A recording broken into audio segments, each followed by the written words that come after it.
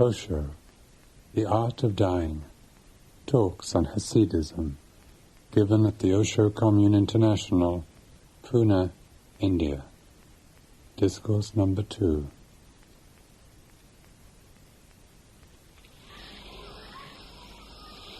The first question. How can we prepare ourselves for death?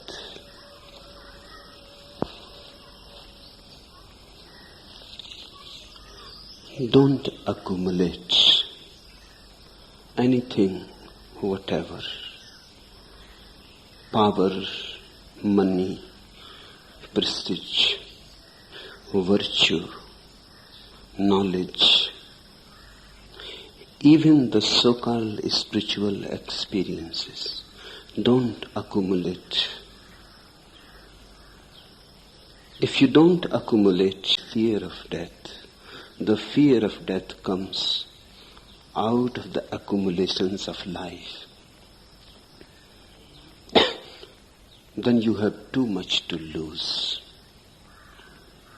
You cling with it.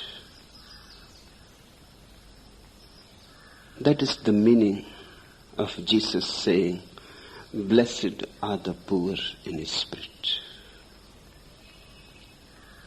I don't mean that become a beggar. And I don't mean that renounce the world. I mean be in the world, but don't be of the world. Don't accumulate inside. Be poor in spirit. Never possess anything in spirit. Never possess anything, and then you are ready to die. Possessiveness is the problem, not life itself. The more you possess, the more you are afraid to lose. If you don't possess anything, if your purity, if your spirit is uncontaminated by anything, if you are simply there alone, you can disappear any moment. Whenever death knocks on the door, it will find you ready. You are not losing anything by going with death. You are not a loser. I mean it as an absolute imperative. I'm not saying don't accumulate things of this world and go on accumulating virtue, knowledge, and so-called spiritual experiences, visions. No, I'm talking in absolute terms. Don't accumulate. There are people, particularly in the East, who teach renunciation. They say don't accumulate anything in this world because it will be taken away from you when death comes. These people basically seem to be more greedy than the ordinary worldly people. Their logic is don't accumulate in this world because death will take it away. So accumulate something that death cannot take away from you. Accumulate, death will take it away. So accumulate something that death cannot take away from you. Accumulate virtue, punya. Accumulate character, morality, knowledge. Accumulate experiences, spiritual experiences, experiences of kundalini, meditation, this and that. Accumulate something that death cannot take it away from you. But if you accumulate, with accumulation comes fear. Each accumulation brings fear in its own proportion. Then you are afraid. Don't accumulate and fear disappears. I don't teach you renunciation in the old sense. My sannyas is an absolutely new concept. It teaches you to be in the world. Heard about a great Sufi mystic, Ibrahim Adam. Once he was the emperor of Bukhara. Then he left everything. He became a Sufi beggar. When he was staying with some other Sufi mystic, he was puzzled because every day the man was continuously complaining of his poverty.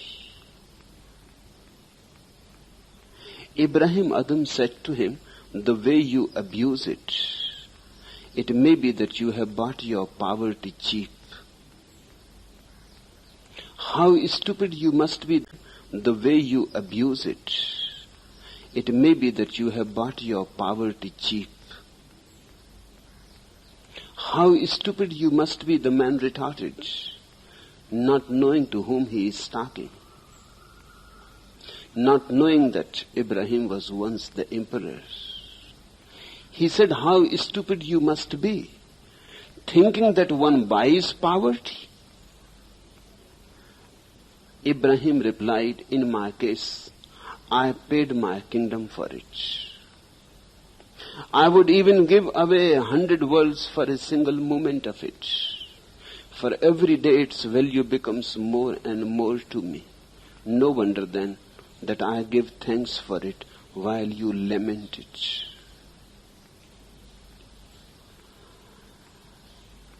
The purity of the spirit, is the real poverty. The word Sufi comes from an Arabic word, Safa. Safa means purity. Sufi means one who is pure in the heart. And what is purity? Don't misunderstand me. Purity has nothing to do with morality. Don't interpret it in a moralistic way. Purity has nothing to do with Puritans. Purity simply means an uncontaminated state of mind,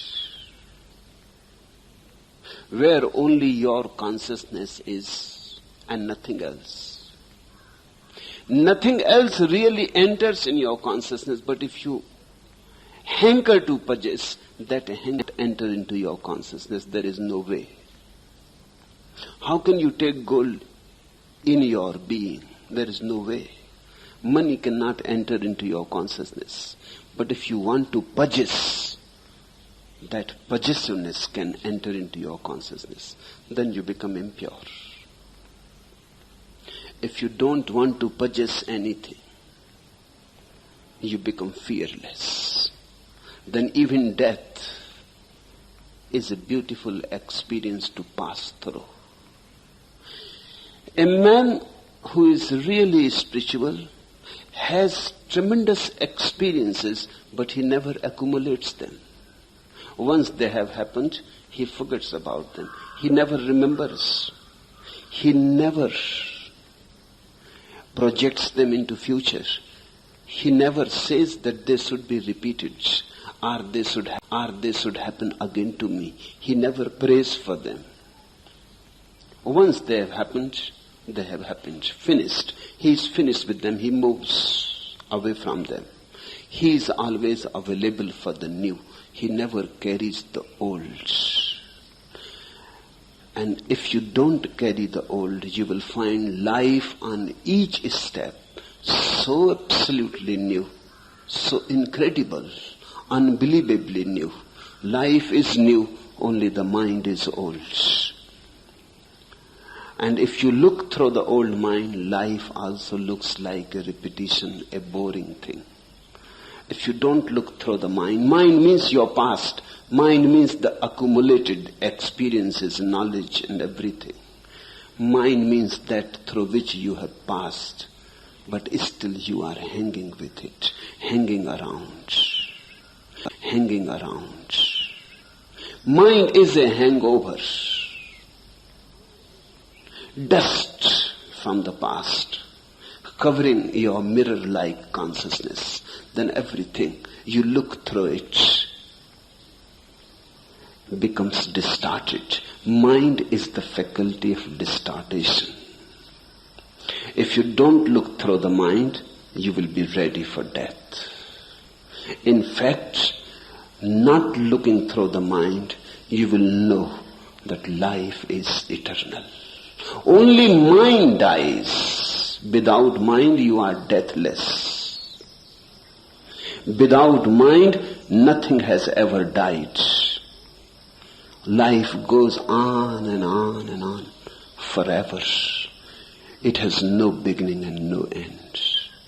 Accumulate, then you have a beginning, and then you will have an end. This is the way how to prepare yourself for death. And when I say how to prepare for death, I don't mean preparing for the death that will come in the end. That is very far away. If you prepare for it, you will be preparing for the future. Again the mind will come in. No, when I say prepare for death, I don't mean the death that will come finally. I mean the death that visits you every moment, with each exhalation. Accept this death each moment, and you will be ready for the final death whenever it comes. You start dying each moment to the past. Each moment dying and being reborn. You will be able to live life, and you will be able to live death also. And that's what spirituality is really all about. To live death intensely, to live life intensely. To live both so passionately that nothing is left behind unlived, not even death. If you live life and death totally, you transcend. In that tremendous passion and intensity of life and death, you transcend duality. You transcend the dichotomy. You come to the one. That one is really the truth. You can call it God. You can call it life. You can call it truth. God. You can call it life. You can call it truth, samadhi, ecstasy, or whatsoever you choose.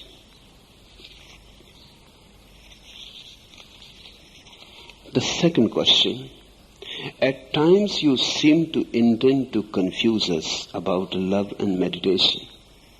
Sometimes you stress the ultimate futility of love. On other occasions, you pronounce meditation is useless. And sometimes you say both love and meditation are fundamental paths of enlightenment. The questioner says, at times you seem to intend to confuse us. No, you have not listened me well. I am always confusing. Not at times.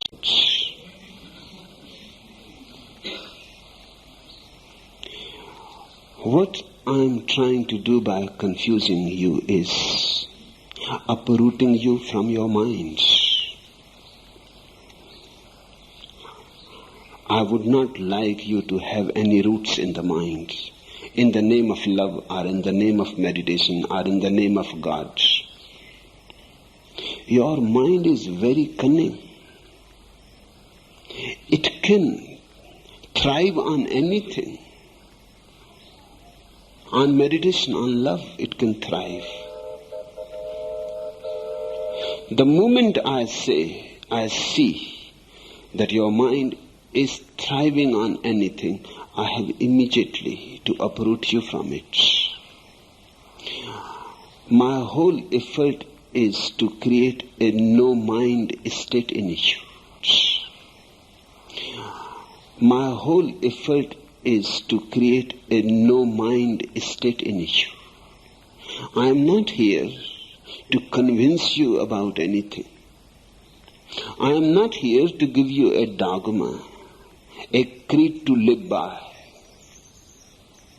I am here to take all creeds away from you, because only then life will happen to you. I am not giving you anything to live by. I am simply taking all props away from you, all crutches. The mind is very clever. If you say, drop money, the mind says, okay. Can I cling to meditation? If you say to the mind, renounce the world, the mind says, okay. Can I now renounce the world, but now I will cling to the idea of God. And nothing is a greater barrier to God than the idea of God. The word God has become a great barrier. The belief in God has become a great barrier. If you want to reach to God, you will have to drop all ideas about God, all beliefs about God, Hindu, Christian, Mohammedan. You will have to be absolutely silent, unclinging, not knowing. In that profound ignorance, God reveals Himself to you. Only in profound ignorance, God reveals Himself to you. Only in profound ignorance. My effort is totally different from your effort. What you are doing here is diametrically opposite than what I am doing here. My effort is to create a profound ignorance in you. I will have to confuse you. Whenever I see some knowledge is being gathered, I immediately jump on it and destroy it. By and by, you will learn. Being close to me, you are bound to learn that it is futile to accumulate. This man will not leave you in peace. If you cling to something, he is going to take it away. So what is the point? One day you will simply listen. A theology out of it. Simply listening as you listen to the birds, as you listen to the wind passing through the pines, as you listen to the river rushing towards the ocean, as you listen to the wild roar of the ocean waves. You don't create a philosophy. You simply listen.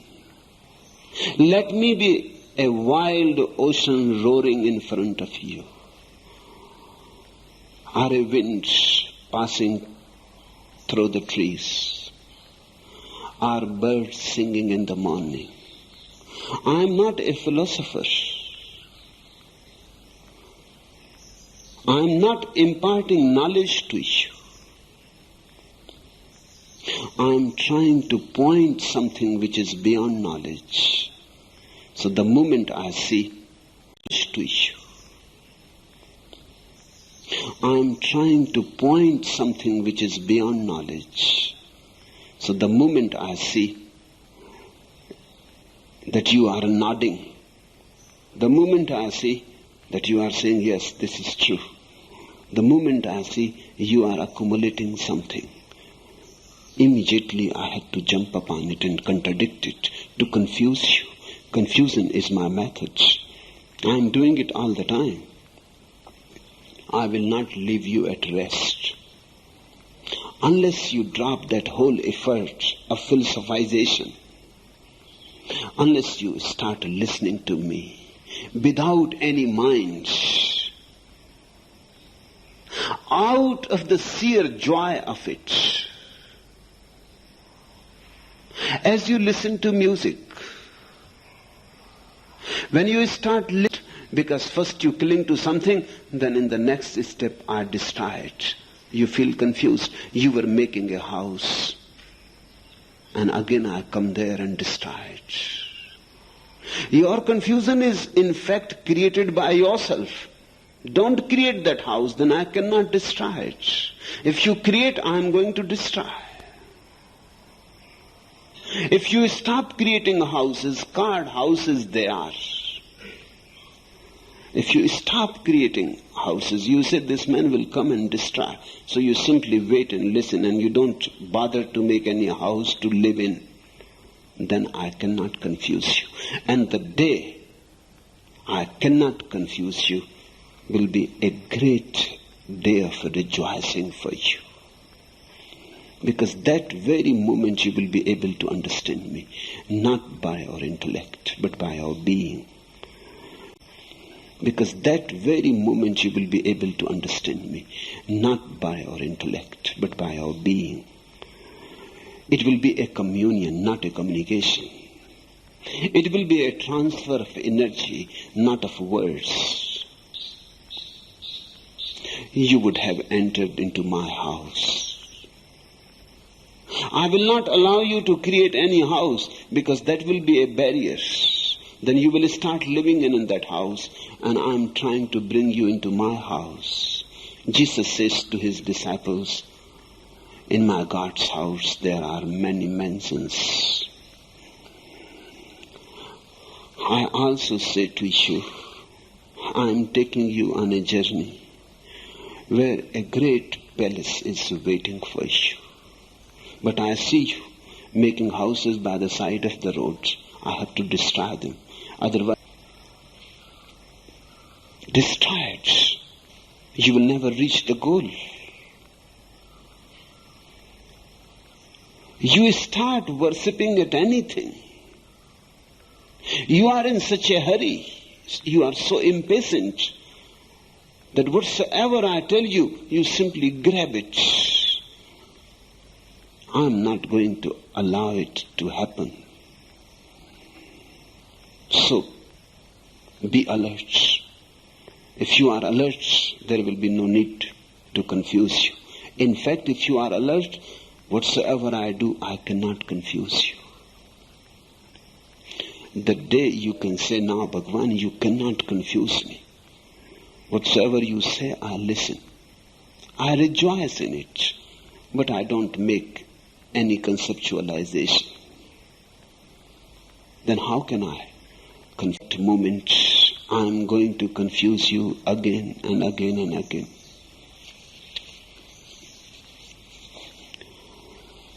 The third question.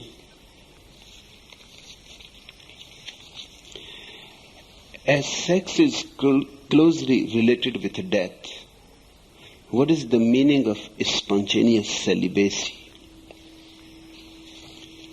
Sex is more closely related to birth than to death. The birth is out of sex. The birth is a sexual phenomenon. Naturally, the sex is also closely related to death, but as a byproduct.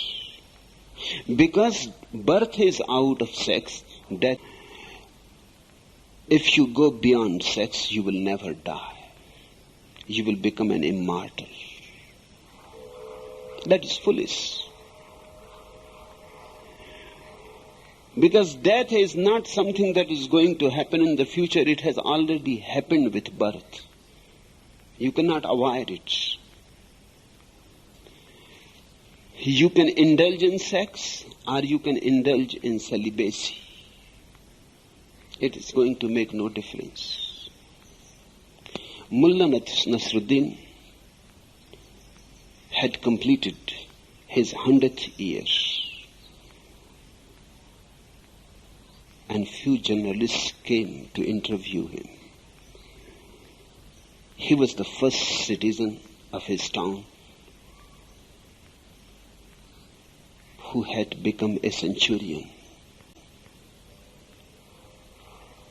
They asked about how he attained to such great age. He said, I never touched wine. I was never interested in women. That must be the reason of it. Immediately in the next room, suddenly something fell very loudly and there was a racket. The generals became very alert. They said, "What is this going on?"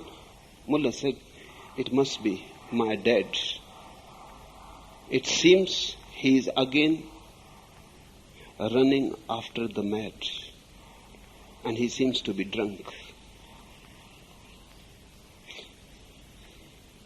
Now the old man must be 125. Mullah says, "I have attained to this age because of celibacy and because I never touched any wine. I have remained away from women." Now here is his father, who is still dressing, drunk, trying to catch hold of a woman. Death has already happened in the moment you became incarnated in the body. The moment you entered the womb, death has already happened. Your clock, the clock of your life, can run only so far. 70 years, 80 years, it depends on 1,001 things. But your clock can only run so far. 70 years, 80 years, it depends on 1,001 things. But your clock can only run so far. It makes no difference how you live your life. Death is going to happen. Death cannot be avoided. The questioner has asked, as sex is closely related with death, what is the meaning of spontaneous celibacy? So the first thing, birth and death both are related to sex. But just by becoming celibate, you are not going to transcend death. Death has already happened in birth. There is no way to transcend it. It is only a question of time, of unfoldment. You are rushing towards it each moment. So don't try to be celibate just to avoid death, because that too is again fear. The people who try to become celibate are afraid of death. And one who is afraid of death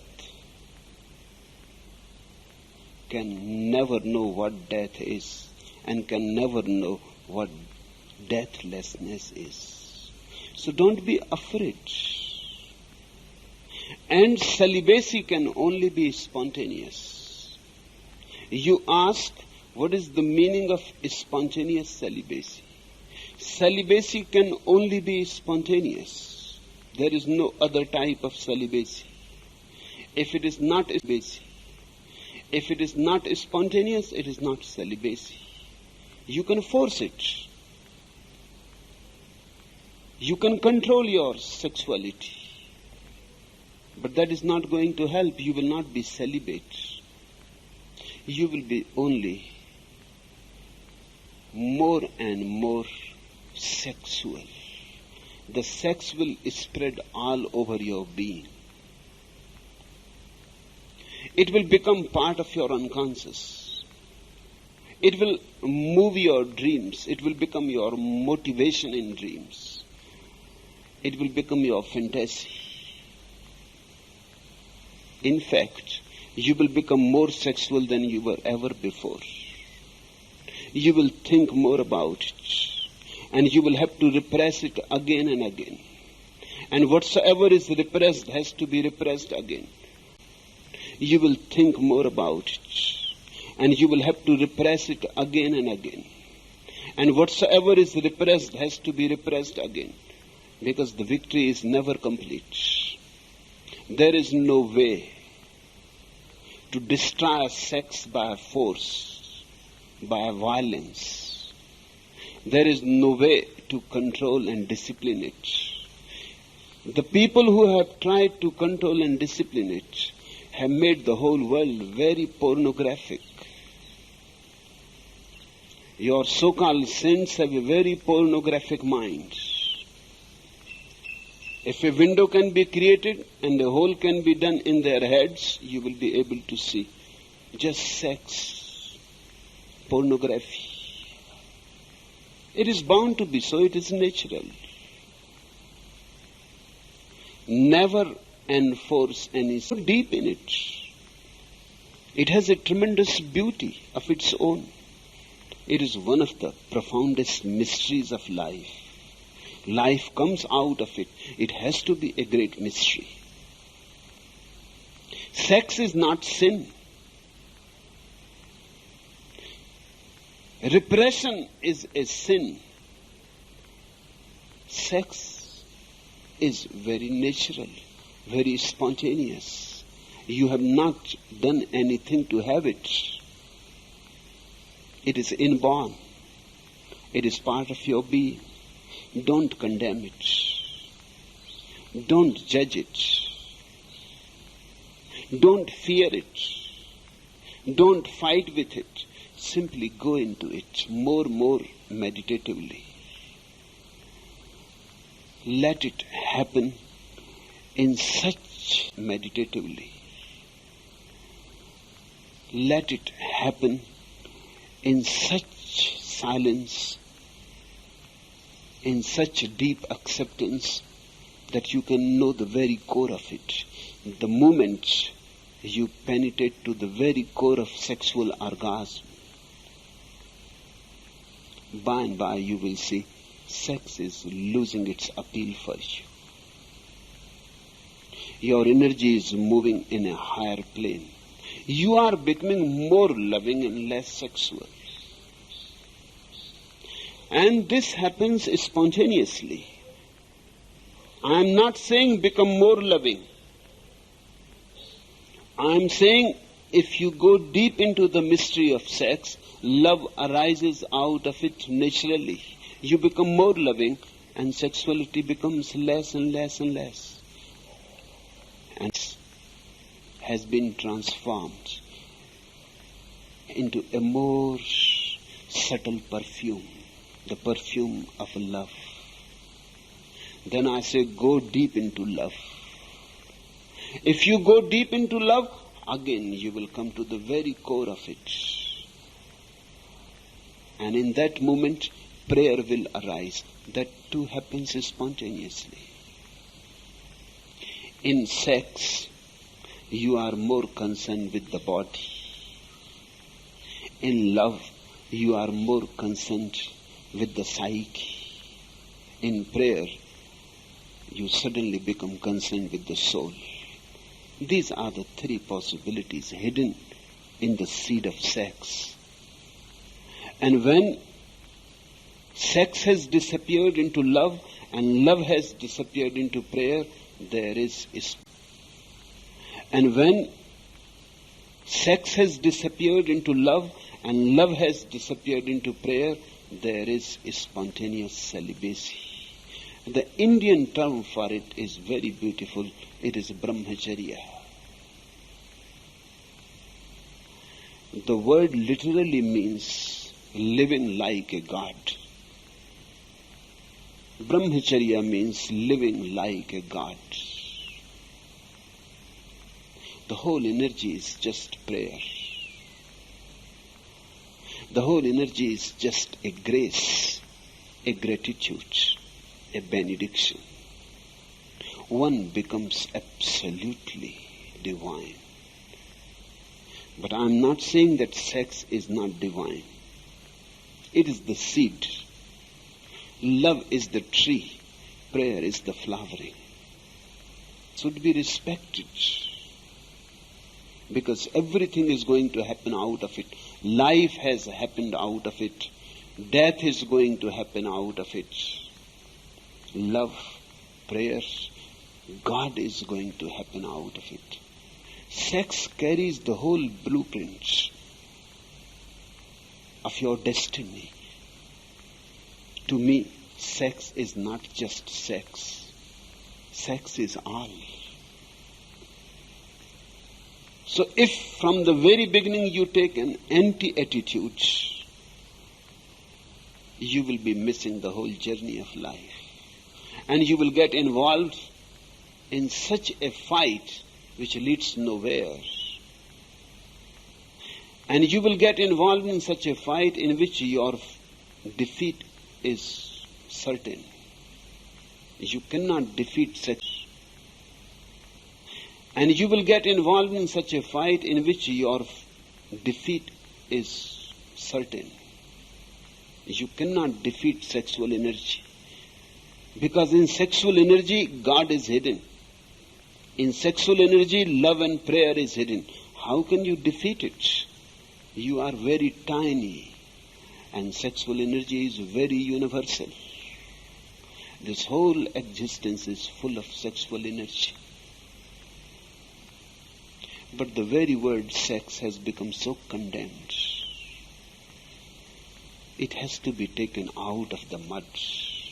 It has to be cleaned. A temple has to be made around it. And remember, celibacy can only be spontaneous. There is no other type of celibacy. And remember, celibacy can only be spontaneous. There is no other type of celibacy. It is not a control.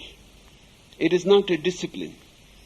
It is a tremendous understanding of your own energies and their possibilities.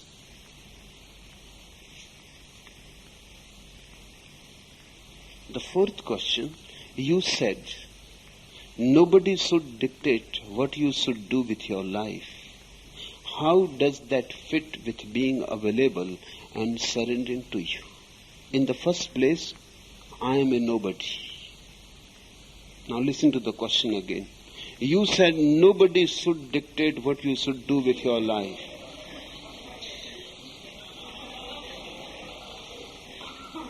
And the second thing, don't surrender to me because I dictate it to you. It is your feeling. If I am dictating to you to surrender to me, don't listen to me. But if your heart is dictating, then what you are going to do? If I dictate to be available to me, don't listen at all. But if your own understanding says, be available to this man, then be. And here is nobody. If you look deeply into me, you will not find anybody there. The house is empty. The whole space is yours and just for the asking. I am just a space. The man you are seeing here sitting in the chair,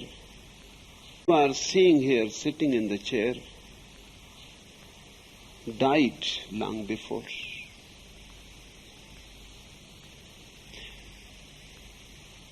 There is no entity who can dictate anything to you. Just last night, one woman seeker was saying that I would do what other sannyasins are doing, but I cannot surrender. I cannot lose my freedom. I have lived in many confinements from my very childhood in many disciplines. And now I am afraid to get involved into another imprisonment. I said, don't be worried. I confer freedom upon you, an absolute freedom. Rightly, it is absolute freedom. And the woman understood the point because I said, now you are afraid that you may get into another trap, but are you aware? Your ego itself can become the trap and the greatest of all.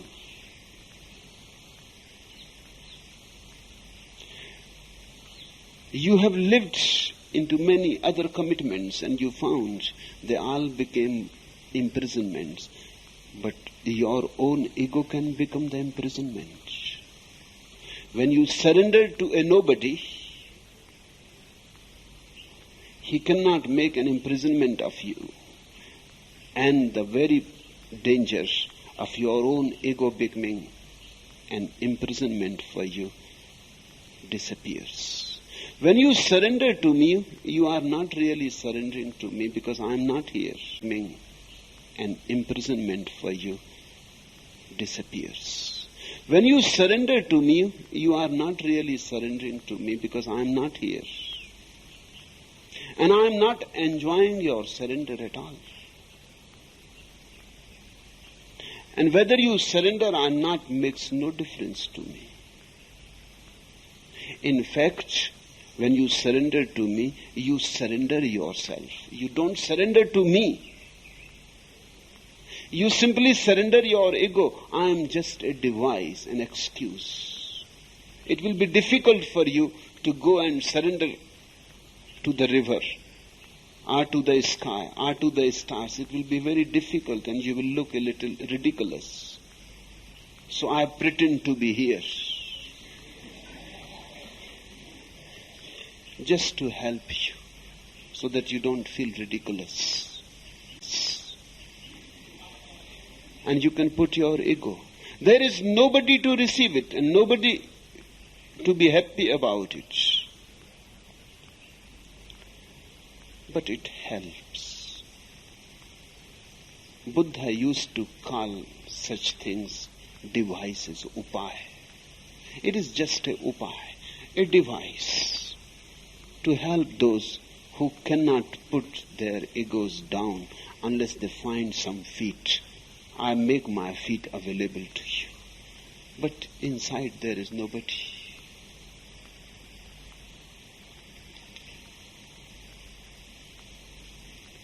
The fifth question, why do you give us these religious titles? They seem absurd. Outside the ashram, Indians seldom call me Swami with a straight face. You must be hankering for it.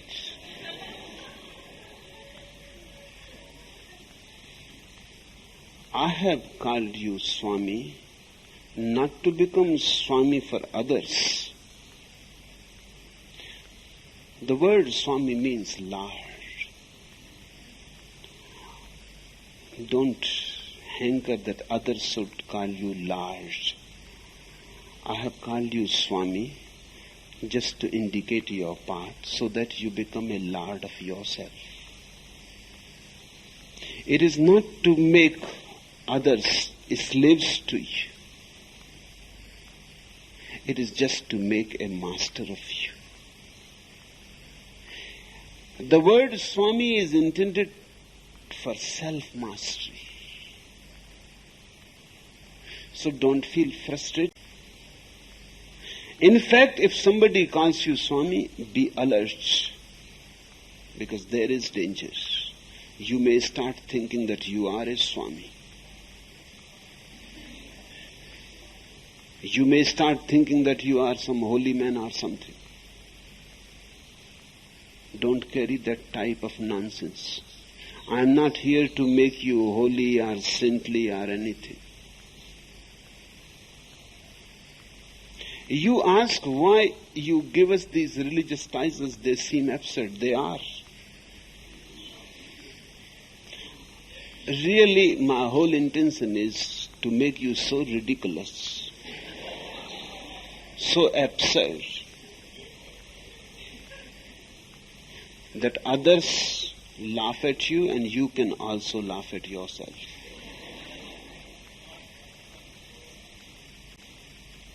That is the whole trick in it. And for some other purpose also, I call you Swamis. These religious titles I give to you, because to me the profane and the sacred are not two separate things. The profane is the sacred. The ordinary is the extraordinary, and the natural is the supernatural. God is not somewhere away from the world. God is in the world, immanent. That's my whole approach. That everything is divine as it is. The old conception was that he is anti-life. He condemns this life, this ordinary life. He calls it mundane, profane, illusion. He denounces it. I am so much deep in love with life, I cannot denounce it. I am here to enhance it, enhance the feeling for it. When I give you these religious titles, I am not making you in any way superior to others. And don't carry any idea holier than you. Don't carry any idea of that sort. That is stupid. The age is for a specific purpose, to make a demarcation from the ordinary life with the religious life. I want to dissolve all those distinctions. Hence I give you these clothes, and I don't take you away from life.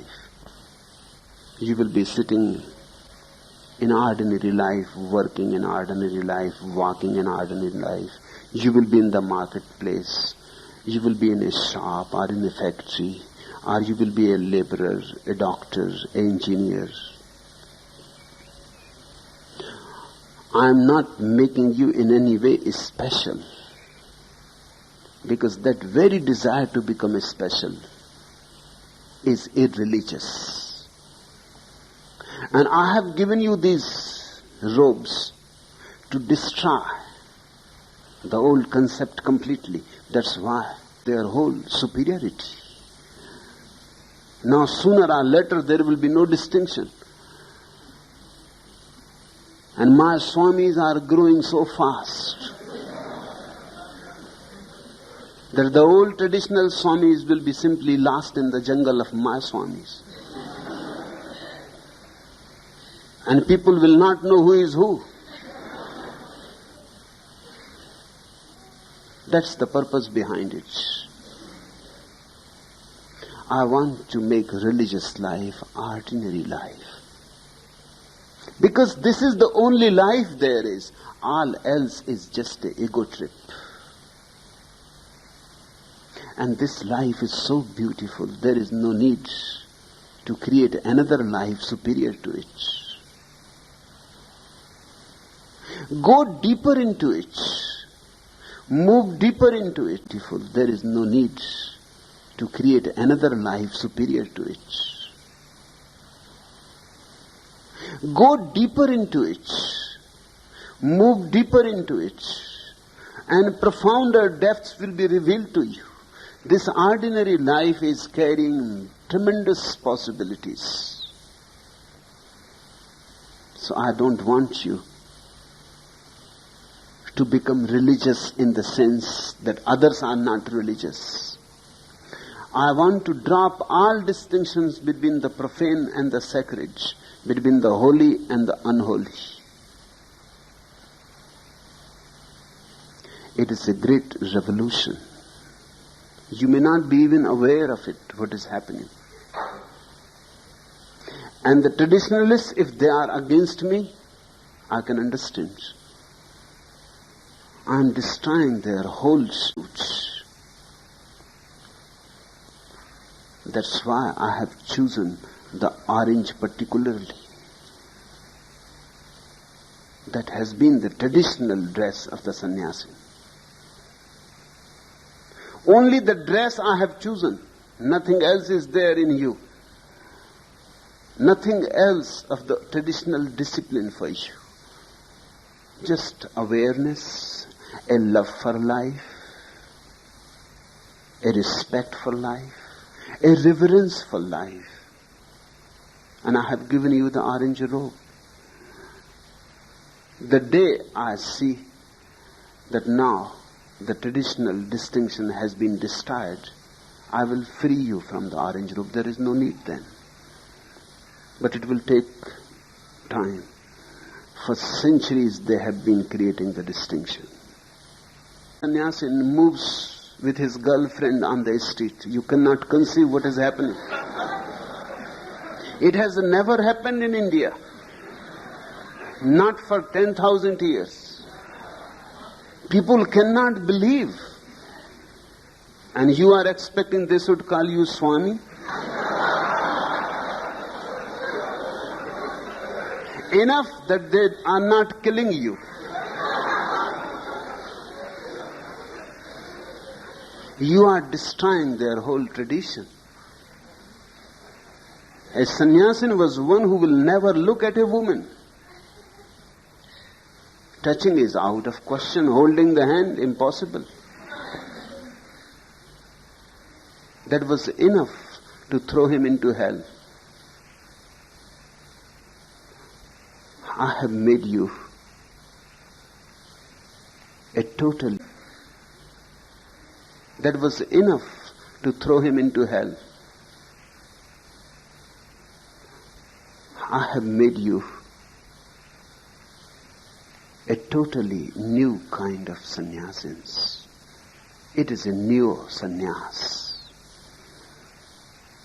And whatsoever I am doing, there is method behind it. You may be aware of it or not.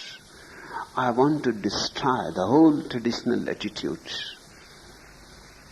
Life should be religious, and religion should not have any other life. The distinction between the marketplace and the monastery should not be there.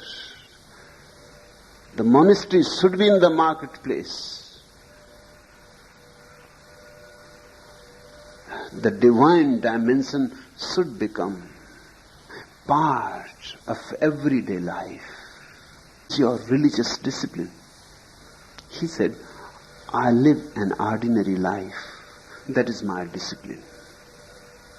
When I feel hungry, I eat, and when I feel sleepy, I sleep. Yes, this is exactly what should be. The questioner was puzzled. He said, but I don't see anything special in it. Bokuju said, that is the point. There is nothing special.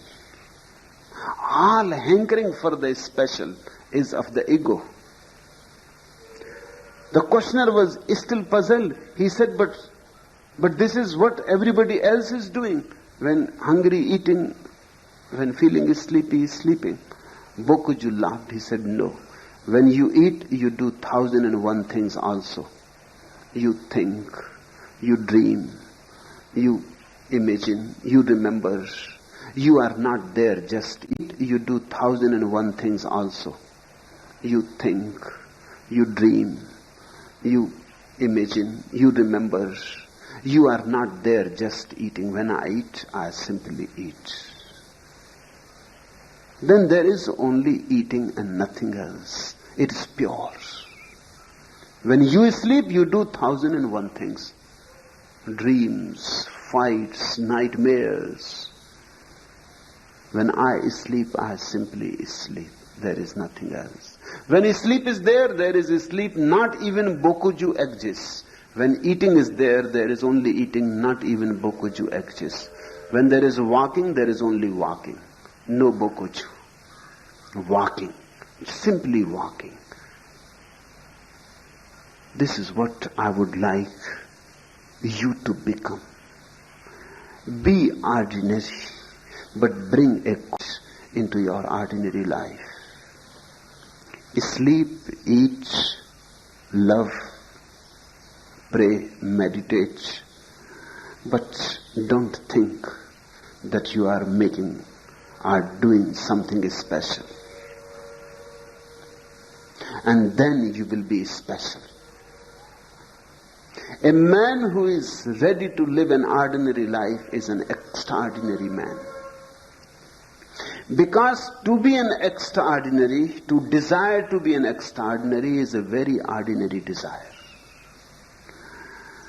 To relax and to be ordinary is really extraordinary.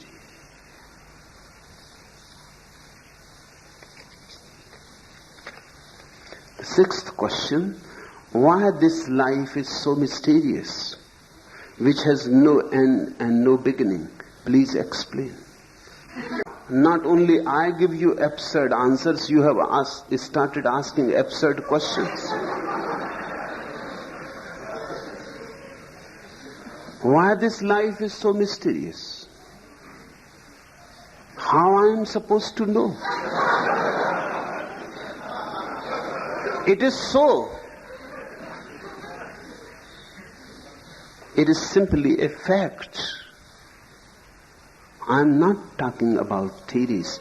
I am not saying that this is my theory that life is mysterious. Then you can ask why. It is simply so. The trees are green. You ask why. The trees are green because they are green. There is no question of why.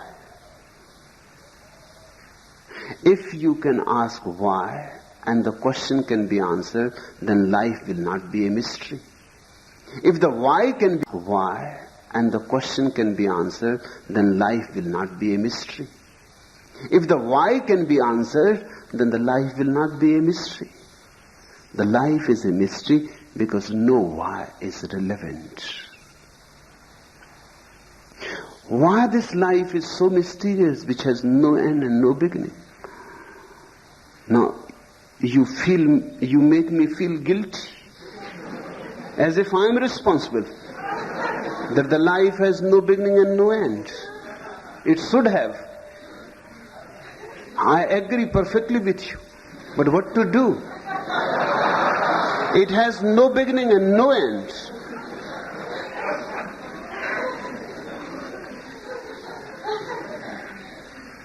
I have heard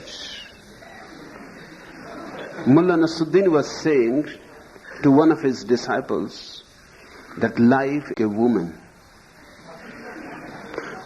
I was surprised. So I listened attentively what he was saying. He was saying, the man who says he understands women is bragging. The man who thinks he understands them is gullible. The man who pretends to understand them is ambiguous. The man who wants to understand them is wistful. On the other hand, the man who does not say he understands them, does not think he understands them, does not pretend to understand them, does not even want to understand them, he understands them. And that's how life is also. Life is a woman. Try to understand life and you will become a mess. And you will become a mess. Forget all about understanding. Just live it and you will understand it. The understanding is not going to be intellectual, theoretical. The understanding is going to be total. The understanding is not going to be verbal. It is going to be non-verbal. That is the meaning when we say life is a mystery. It can be lived, but it cannot be solved. You can know what it is, but you cannot say what it is. That's the meaning of mystery. When we say life is a mystery, we are saying life is not a problem. A problem can be solved. A mystery is that which cannot be solved. Insolubility is inbuilt. And it is good that life cannot be solved. Otherwise, what else you will do then? Just think of it. If life is not a mystery and somebody comes and explains it to you, then what you will do? There will be nothing left except to commit suicide. even that will look meaningless. Life is a mystery. The more you know it, the more beautiful it is, but the less you know. One moment comes when suddenly you start living it, you start flowing with it. An orgasmic relationship evolves between you and life, but you cannot figure it out what it is. That's the beauty of it. That's its infinite depth. And yes, there is no beginning and no end. How can there be any beginning to life and any end to life? Beginning will mean that something came out of nothing. End will mean something was there and went into nothing. That will be even a bigger mystery. When we say life has no beginning, we simply say it has always been there. How there can be a beginning? If you demark a line that this moment life is started, as Christian theologians used to say, just 4,004 years before Jesus Christ. 4,004 years before Jesus Christ. Life started on a certain Monday. Of course, must be in the morning. But how you call it Monday if there was no Sunday before it? And how you can call it morning if there was no night before it? Just think of it. No, you cannot demark. That is foolish. It is not possible to demark a line. Because even to demark a line, something is needed. Something is needed to precede it. Otherwise, demarcation is not possible. You can demark a line if there are two things. If there is only one thing, how can you demark a line? It is possible because there is a neighbor. If there is no neighbor, nothing beyond your fence, the fence cannot exist. Just think of it. If there is absolutely nothing beyond your fence will fall down into nothing. How it can exist? Something is needed beyond the fence to hold it. A certain Monday, the life is started. A Sunday is needed to precede it. Otherwise the Monday will fall, topple down and disappear. And in the same way, there is no possibility for any end. Life simply is. It has been, it will be. It is eternity. And don't start thinking of it is eternity. And don't start thinking about it, otherwise you will be missing it. Because all the time that you waste in thinking about it is simple waste. Use that time, use that space, use that energy to live it.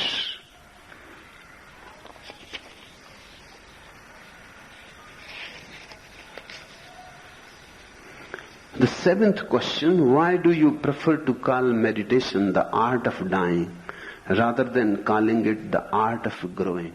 Because I know your ego will like it very much if I call it the art of growing. The art of dying comes like a shock. Let me tell you one anecdote. One day, Mullah Nasruddin saw a crowd gathered around a pond, the water, and was calling for help. People were leaning over and saying, "Give me your hand, Reverend. Give me your hand."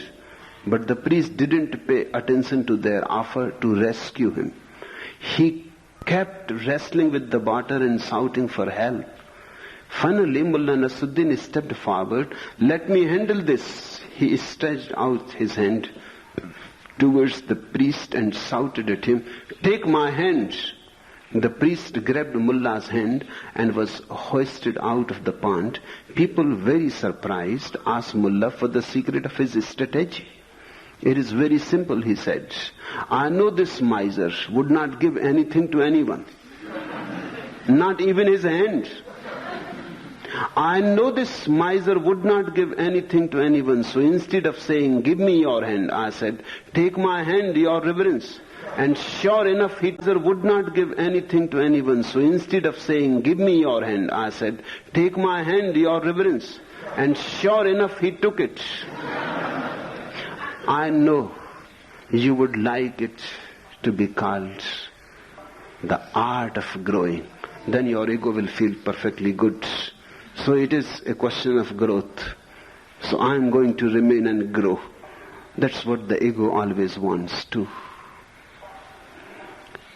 I have called it knowingly the art of dying. Meditation is the art of dying. Your ego will be socked.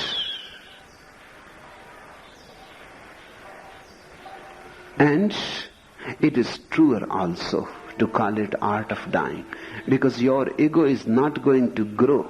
Your ego is going to die in meditation. More stronger it becomes, or it disappears. If your ego goes on growing and becomes more and more stronger, you are getting more and more into the mud. You are getting more and more into fetters. You are getting more and more into the imprisonment of it. You will be suffocated. Your whole life will become a hell. The growth of the ego is a canceric growth. It is like cancer. It kills you. Meditation is not growth of the ego. It is death of the ego.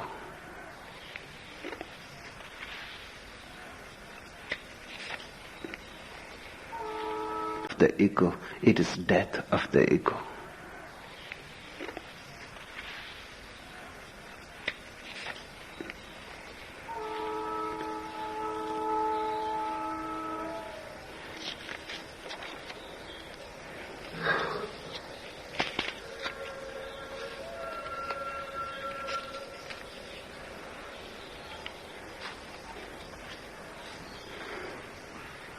The seventh question. The more you talk about death, the greater my desire for life. I have just realized that I have not really lived. While I can understand that life and death come together, there is a yearning inside me that cries out for life, love and passionate intensity. I discovered I am anguished at the thought of surrendering or not. To my great amazement, I have to admit that I still desire, and I have never felt such hunger.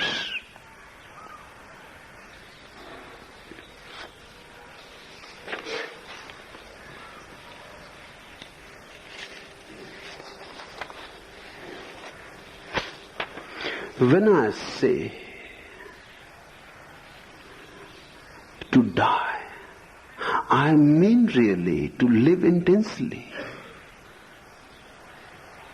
I mean really to live passionately. How can you die unless you have lived totally? In total life, there is death, and that death is beautiful.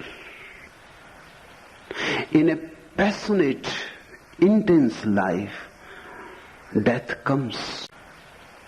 In a passionate, intense life, death comes spontaneously, as a silence, as a profound bliss.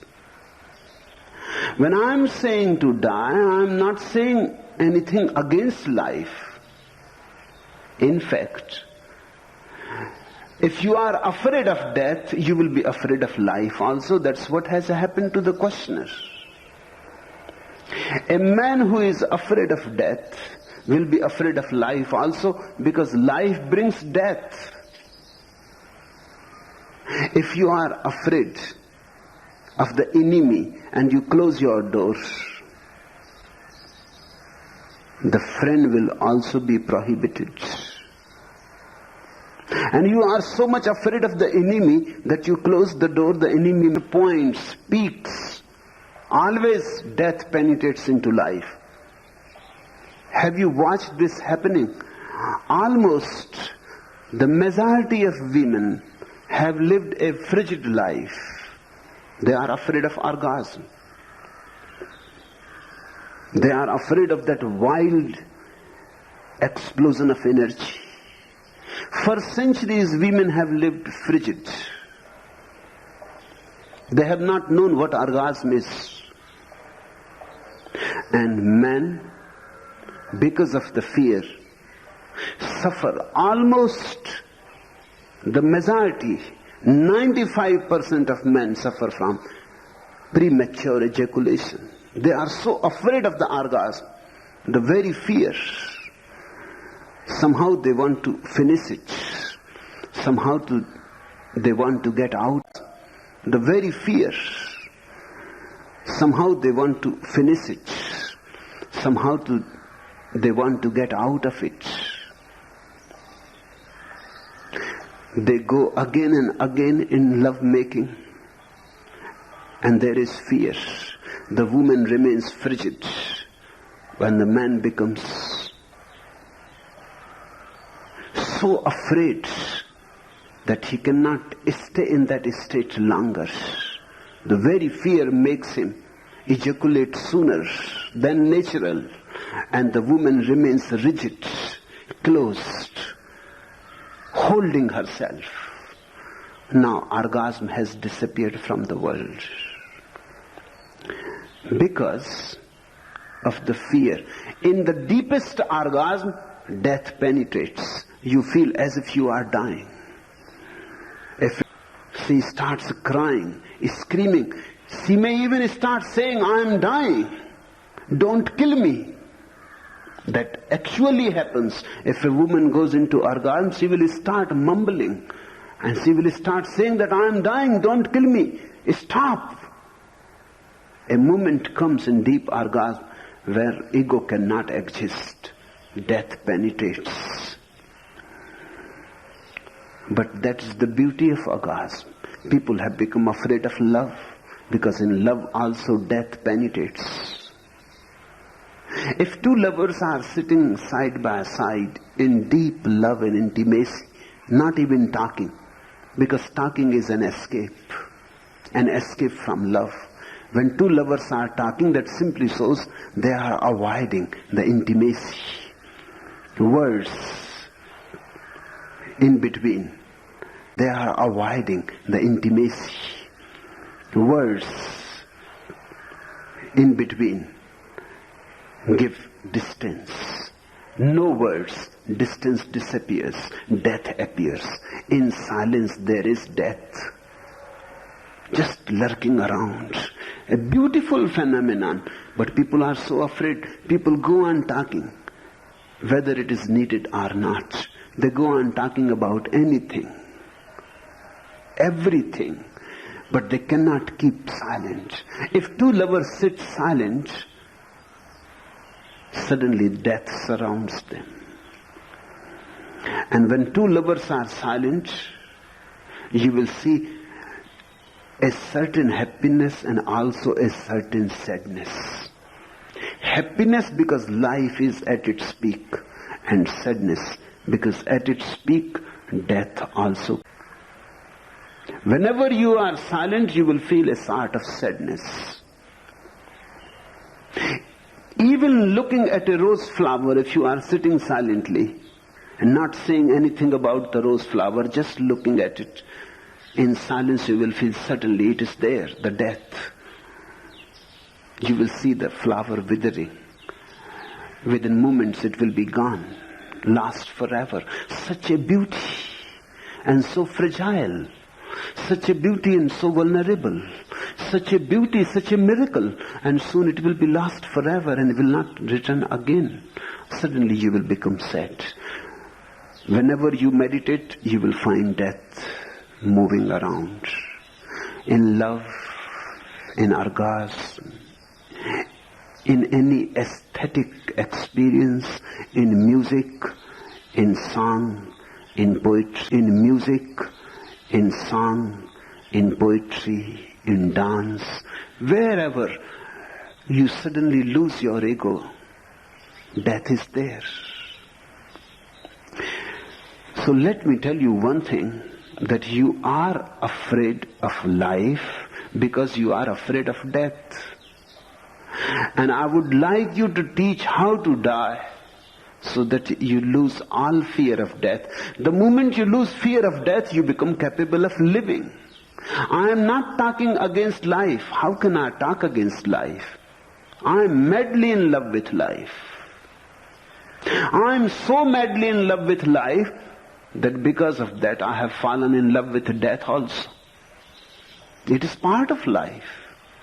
When you love life totally, how can you avoid death? You love it's getting old also. You love one day it's death also.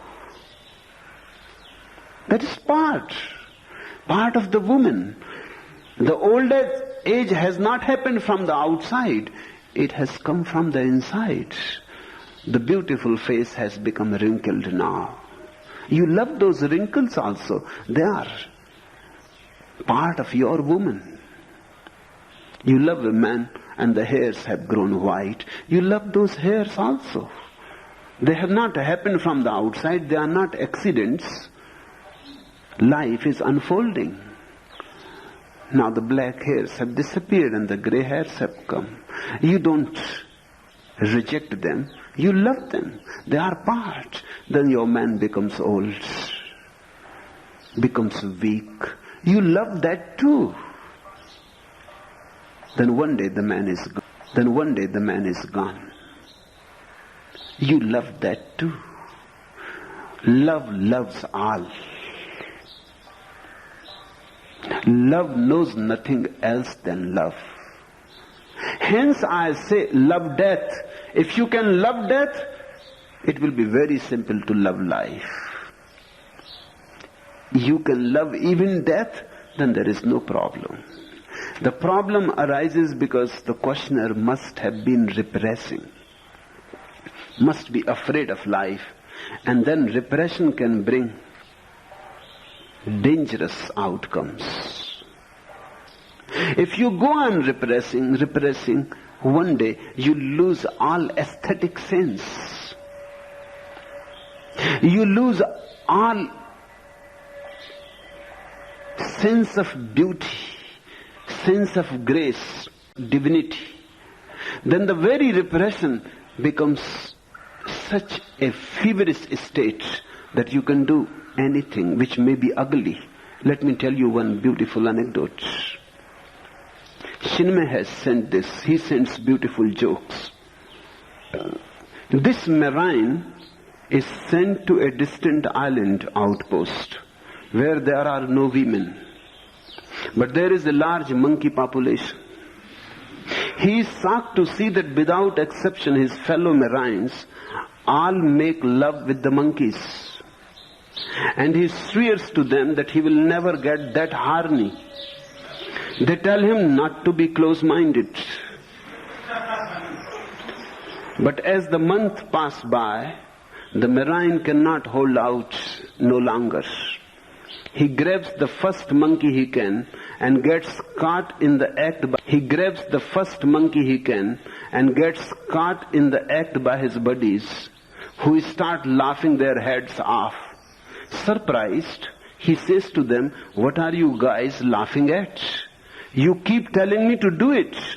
They answer, but did you have to pick the ugliest one?" If you repress, the possibility is you may choose the ugliest life if you go on repressing. then the very fever is so much. Then you are not in your consciousness. Then you are almost in neurosis.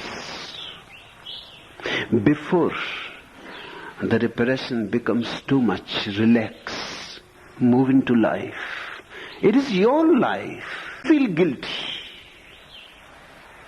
It is your life to live and love and to know and be. And whatsoever instincts God has given to you, they are just indications where you have to move, where you have to seek, where you have to find your fulfillment. I know that this life is not all. Greater life is hidden behind it, but it is hidden behind it. You cannot find that greater life against this life. You have to find that greater life only in indulging deeply into this life. There are waves on the oceans.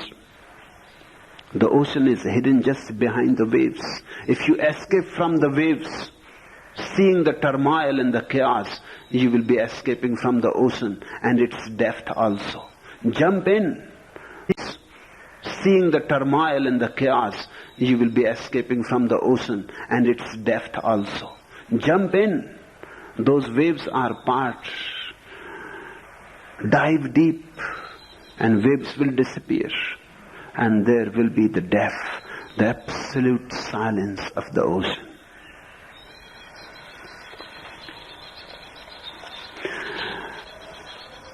So this is my suggestion for the questioner.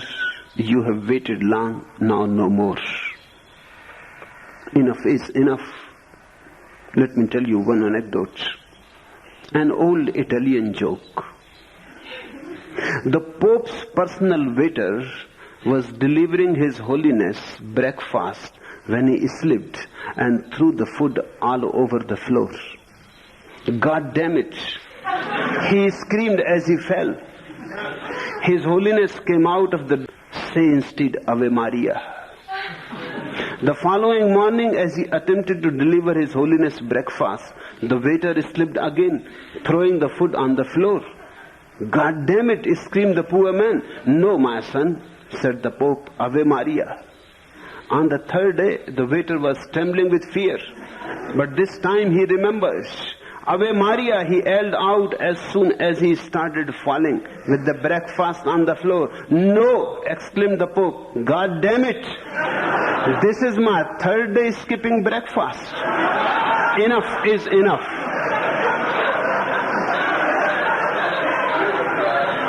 It is your life. There is no need is going on skipping breakfast every day. And twice, thrice Ave Maria is good. But when it comes finally,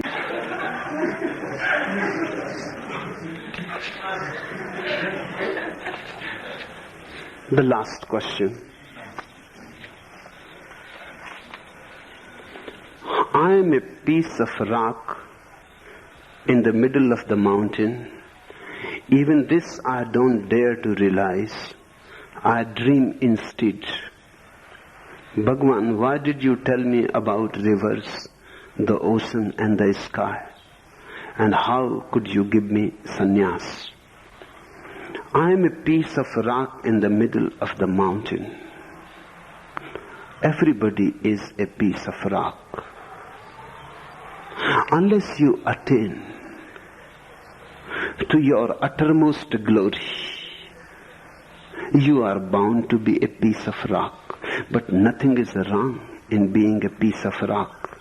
Because the piece of, to your uttermost glory, you are bound to be a piece of rock. But nothing is wrong in being a piece of rock. Because the piece of rock is nothing but God fast asleep, snoring. A piece of rock is God asleep.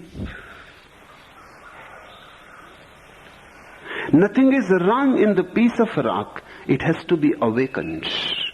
Hence I have given you sannyas. You say, and how could you give me sannyas? Sannyas is nothing but an effort to wake you, an effort to shake you, an effort to suck you into awareness. Sannyas is nothing but an alarm. I dream instead. That's how the rock avoids its own growth. The rock avoids its own future by dreaming. Dreaming is the barrier. By dreaming we are avoiding the reality. By dreaming we avoid the real. It is our escape. You don't have any other escape. This is the only escape route, dreaming. You are listening to me. You can dream also. Sitting here, you can have 1,001 thoughts roaming around in your mind. You can think of the future or of the past. What I am saying, you can think against and for it. You can argue. You can debate with me inside you. But then you are missing me. I am a fact here. You need not dream. You can think against and for it. You can argue. You can debate with me inside you. But then you are missing me. I am a fact here. You need not dream here. You can just be here with me, and tremendous will be the result of it. But we go on dreaming. People are dreamers. And that is their way. When they are making love to a woman, then they are dreaming. When they are eating, they are dreaming. When they are walking on the road, they have gone to walk. In the morning, the sun is rising, the day is beautiful, the people are getting up, the life is coming back again. But they are dreaming, they are not looking at anything. We go on dreaming. Dreaming functions as a blindfold. And we go on missing the reality in the sky, because those are your possibilities. The rock can fly. The rock can grow wings. I myself was a rock one day. Then I started growing wings, so I know your possibility, you may not know it. Hence I talk about the rivers, the ocean and the sky. The rock can become a flower. The rock can become a river. The rock can become the ocean. The rock can become the sky. Infinite are your possibilities. Your possibilities are as many as God's possibilities.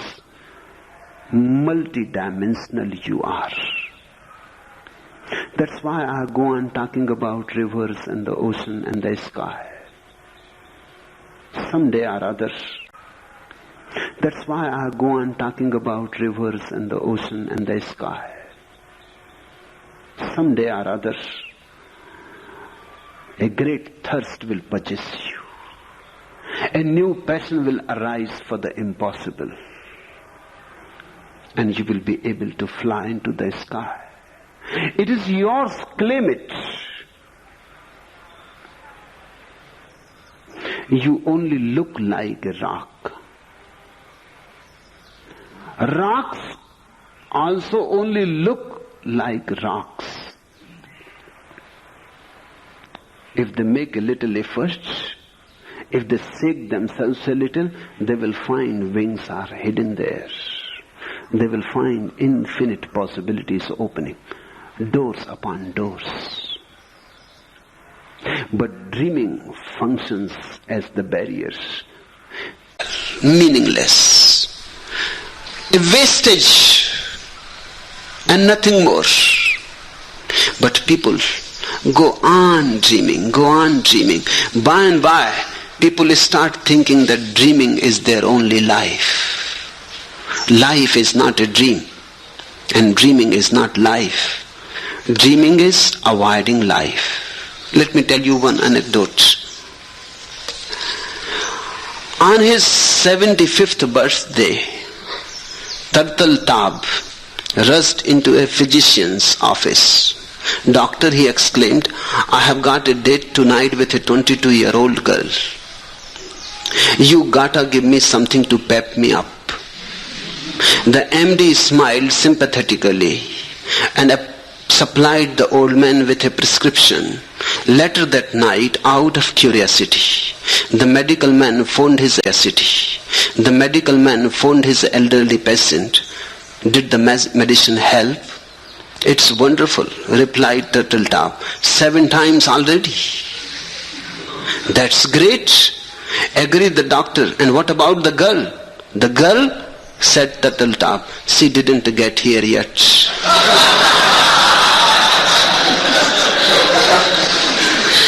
Don't go on dreaming.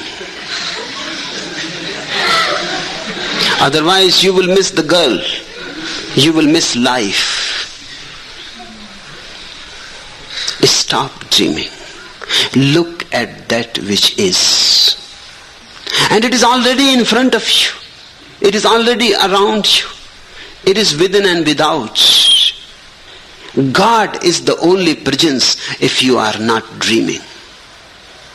If you are dreaming,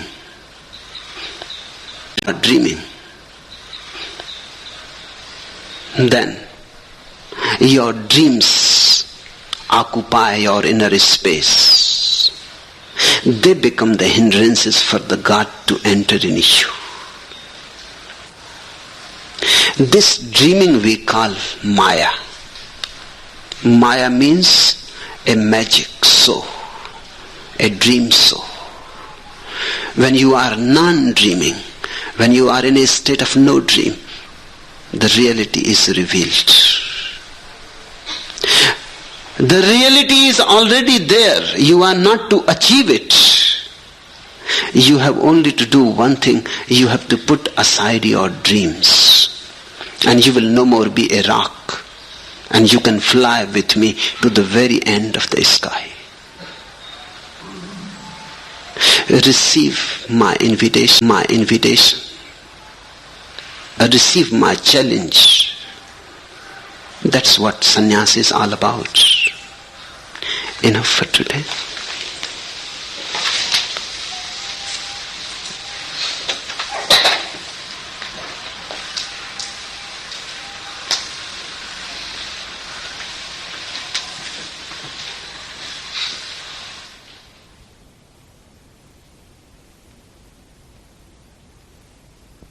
Non-dreaming, when you are in a state of no dream, the reality is revealed.